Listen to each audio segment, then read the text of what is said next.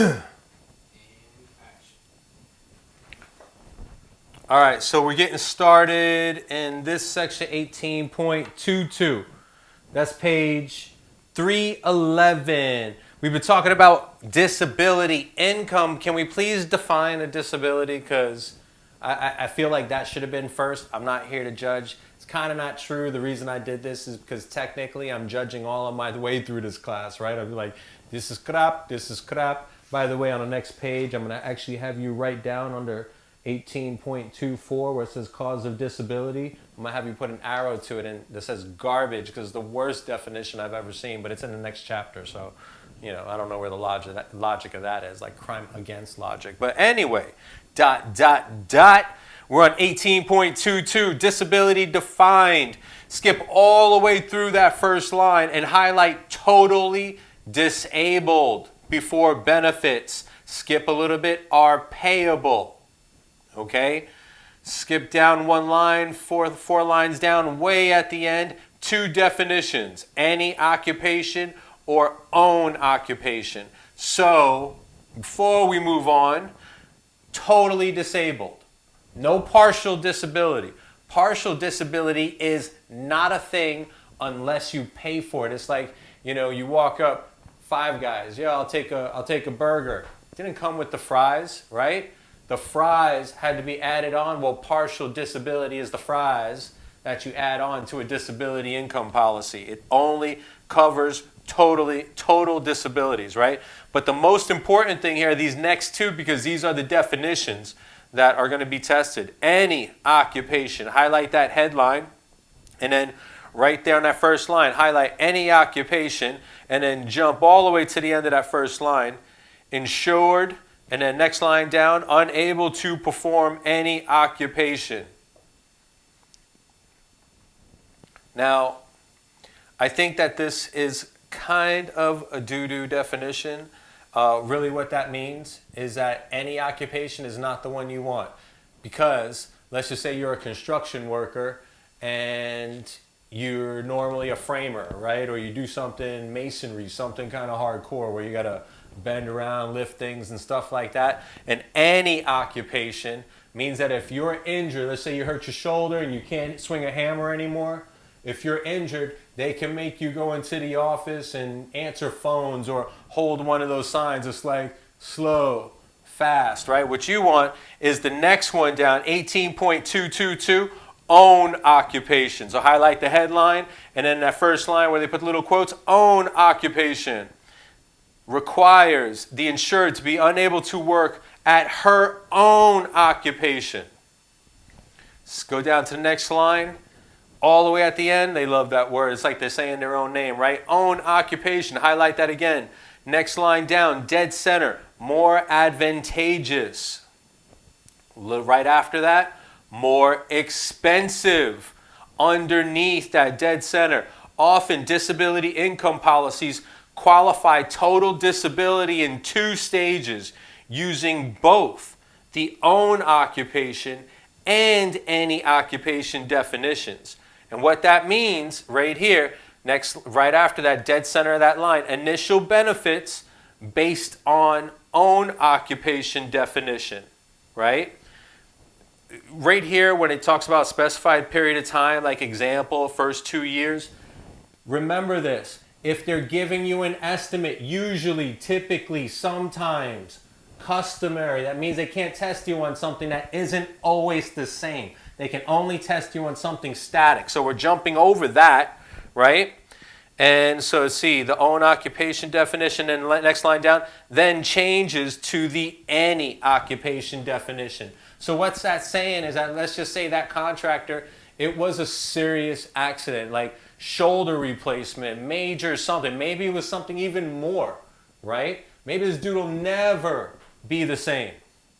So in that instance, it would be under his own occupation for the first, let's just say 2 years, right? And then after that 2 years, it moves down to the any occupation, which means like, bro, can you at least hold the sign for us? Right?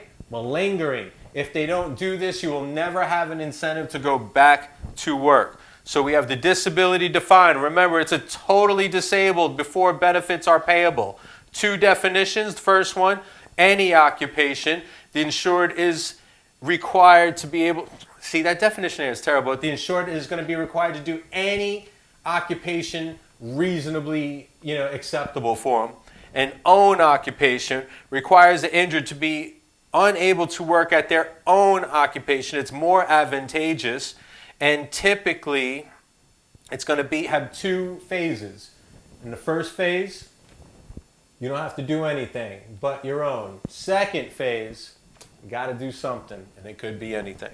All right, let's move over to the next page. Presumptive disabilities, right? Now we're on page 312, presumptive disabilities. Now, presumptive. You can presume, right? Well, let me ask you a question. Let me ask you this. If I had no hands, could you presume that I can't grab that hat? All right, I'd be like this. I can grab the hat, but I can't grab the hat with my hands, right? I am presumed disabled. But let's highlight this, all right? 18223, presumptive disability. Presumption of disability. Next line down, specifies conditions that automatically qualify for the full benefit. Presumes the insured is totally disabled. Presumptive disabilities include blindness, deafness, loss of speech. We have those monkeys, right? See no evil, hear no evil, speak no evil. They're presumed to be disabled, all right? And loss of two limbs. Loss of one limb, you're only kind of disabled, and you are not covered unless you paid for those fries, all right? Let's see here. We're done with presumptive. That's all you really needed to know there. Next one, 18.23, partial disability. All right, well, you see where they have it all in bold all over there for you, right? That second and the third line. Highlight partial disability, partial disability. Why? Just because. I just want to make sure you know what we're talking about. All right, now 1, 2, 3, 4, 5 lines down, dead center. Partial disability is the inability to perform one or more important duties of the job, or inability to work on a full-time basis, which results in a decrease in income. Next paragraph down, partial disability, payable only if first totally disabled, intended to encourage to get back to work, even on a part-time basis. Skip a line down all the way at the end. Benefits payable depends on whether the policy stipulates a flat amount or a residual amount. Okay, so what do we have here? Remember those two phases? You need to be totally disabled before you get to a partial disability. Remember that. All right, now flat amount. In this class, I like everything flat. For those of you who are going on to the life class as well, you're doing the 215, health, life, and variable annuities. Flat always means static, boring, basic. It is never going anywhere. There's never an increase, never a decrease, just flat. All right? Super easy. It's nice when I'm not getting all tricky with you. So a flat amount, highlight that. Next line, directly under the flat amount. Usually 50% of the full disability benefit. But remember what I said. Usually means typically not tested. So in this instance, can an insurer pay a different amount? Could they pay more? Absolutely, right? But it's important that you highlight it, because what we're really talking about is the flat amount is usually 50% of the disability benefit. And then under that example, assume own occupation. Right under, so you saw where that is, right? Second line at the end, assume. And then a third line right under assume, own occupation. Fourth line directly under own occupation, unable to work for 4 months. At the end of that, policy pays full benefit. And then after, able to return to work on a part-time. and then skip all the way down, able to work on a part-time basis and continue to receive half her disability benefits for partial disability. So what we're saying there is that in this example, flat amount benefit is usually 50% of the full disability benefit. Why? Because you were already fully disabled, remember? Now we're trying to prevent you from malingering. You have to go back to work. This is designed to incentivize you to go back to work and not lose 100% of your disability, right? Because if you went back to work and they said, well, you come back to work and we give you nothing, then you ain't going back to work. But if you go back to work and they still give you something to help you offset your losses, that sounds like the key and a good way to get you to not malinger. So just to be clear on this, flat amount benefit, please don't forget, if I show you my book right there, I drew a little line right there. I connected this partial disability all the way down to the residual amount because I don't want you to mix that up. That is its own subset. That's why I really I really despise how they set up the book because I like it to be a little bit separate. If you're watching this, you should be checking out, even if you have the book, you should be going to the website where we break it down and keep it very clear for you because we cut out all the fluff. I just want you to see what's important to you, all right? So remember, partial disability under this definition is only a thing if you've been totally disabled first for a certain period of time. That period of time is dependent on your policy, right? So is the amount that it pays for the partial disability. And that's it. In that last sentence, they're able to work on a part-time basis and continue to receive half of her disability benefits. All right, so now, next one down, 18232, residual amount benefit. Highlight that first little bold right there, residual amount benefit. And then right after that, based on a portion of income actually lost.